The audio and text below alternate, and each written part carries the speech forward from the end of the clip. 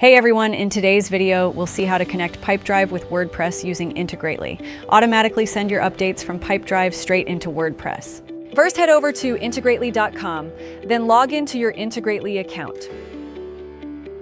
To begin, select Pipedrive as your first application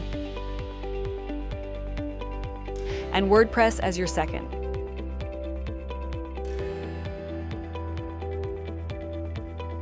If no pre-built automation matches your needs, you can create one from scratch.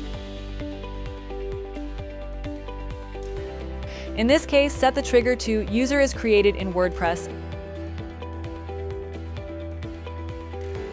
and the action to Create lead in Pipedrive. After clicking Go, you'll be asked to connect your account starting with WordPress. Enter your website URL, username, and application password to securely connect WordPress.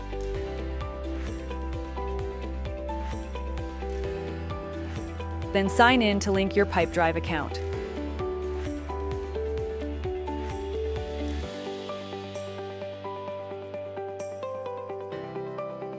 In the Automation Builder, map the data from your WordPress user to the right fields in Pipedrive. For example, here we're mapping the description